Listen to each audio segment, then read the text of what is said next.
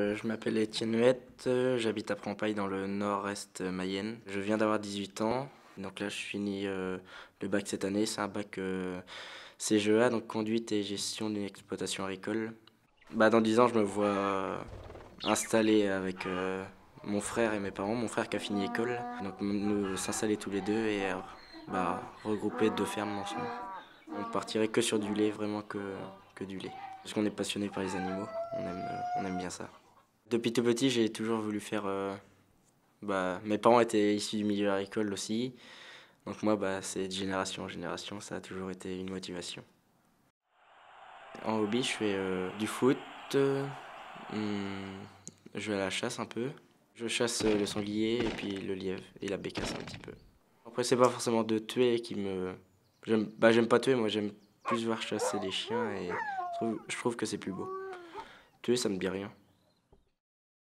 Je pense qu'on est représenté par le milieu politique parce que on parle toujours un peu de nous. Je me sens quand même concerné par les manifestations des autres éleveurs, mais parce qu'il faut être solidaire. Mais après, moi, je vois pas l'intérêt de manifester si c'est pour tout casser. Les principaux défis, c'est tout ce qui est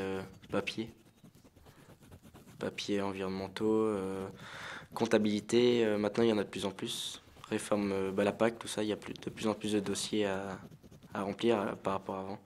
Et au début, les aides PAC étaient élevées et maintenant, plus le temps avance, moins il y a d'aides et plus il y a de papiers à faire.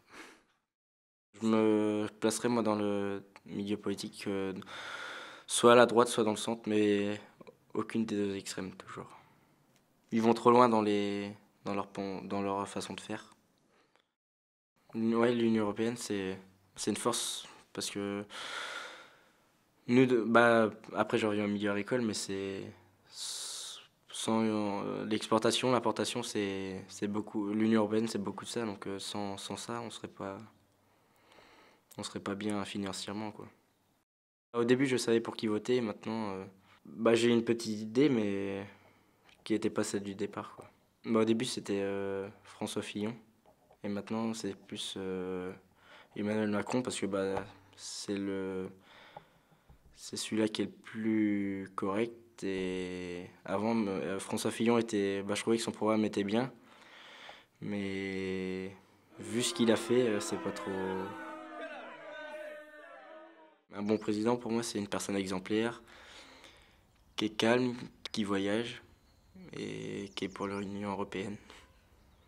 Dans mes copains, moi, il n'y en a aucun qui est sur la même. Ils sont tous sur la même longueur d'onde, c'est Marine Le Pen.